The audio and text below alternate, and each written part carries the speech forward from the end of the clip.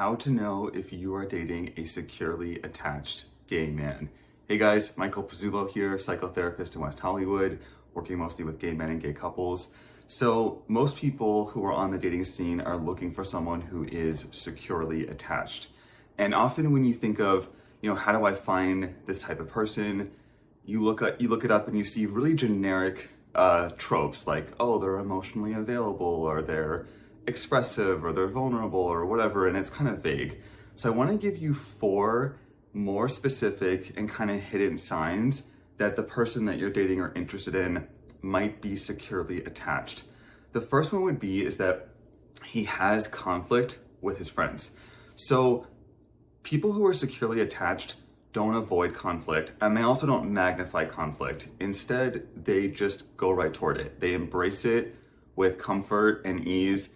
They express themselves when they're discontented about something, and they tend not to cut people off or make explosive, dramatic proclamations. But on the other hand, they also don't swallow their feelings and let people walk all over them.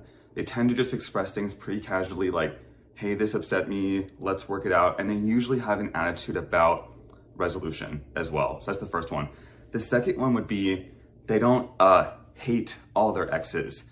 So, a lot of people maybe have dated a person or two along the way that didn't treat them so well. And, that can happen to even the most psychologically healthy and secure man. But if you're dating someone and all of their exes were toxic and all of them were narcissists and all of them were just these horrible people, that's a red flag.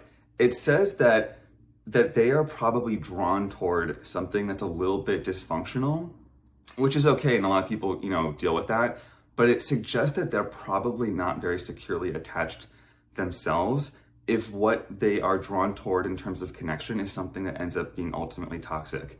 So instead, if you're dating someone, and obviously at a certain point in life, they might have a few exes, they're probably gonna say something along the lines of, it didn't work out, maybe for this circumstance or that circumstance, but they shouldn't hate them. There shouldn't be like a vitriol or a toxicity from so many people that they've encountered romantically.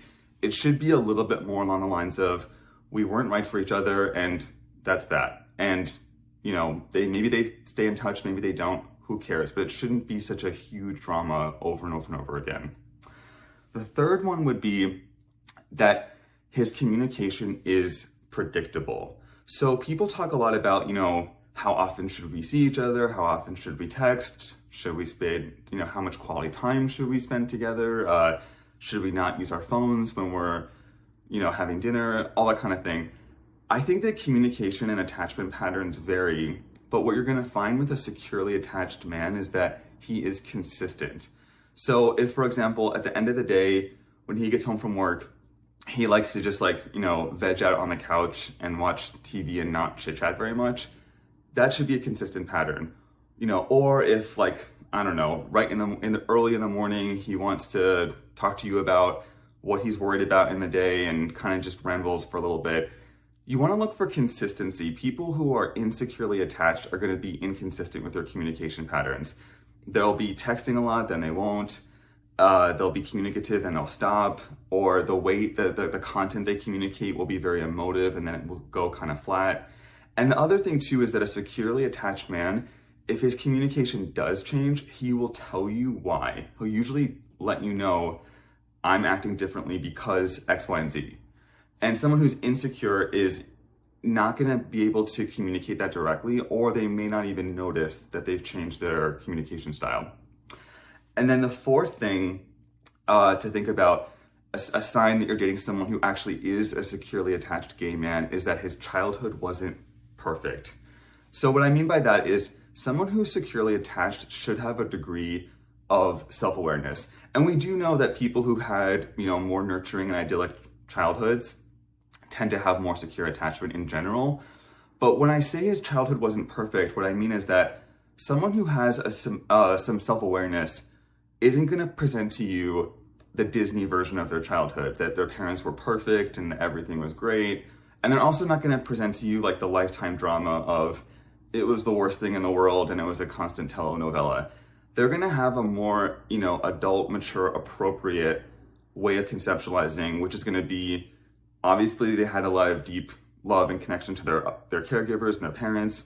But of course, with everyone, there are, shortcomings, maybe even traumas, things that didn't quite go right. And they're able to contextualize it and put it in context and present it to you in a way that is self-aware and real, and not, too positive, but also not too negative.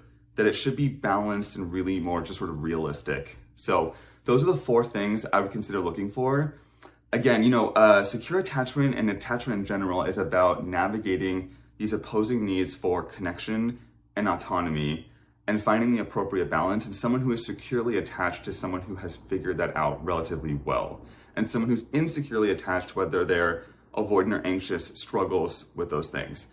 So if you're looking to date someone who is securely attached, which tends to lead to the best relationship outcomes, you're gonna wanna look for signs early on that they exhibit the 4 things that I mentioned, that they have certain traits that suggest that they have a consistency and a reliability and a security with both themselves and how they connect to others. So that's all I got. Let me know what you guys think in the comments. If you've seen other, telltale signs of someone having a secure attachment style, please let me know your thoughts. Please subscribe to my channel if you like content like this. And if you want to talk to me directly, please go ahead and book a consult with me. I'll put the link in the description. And I appreciate you all for watching, and I'll see you in the next one.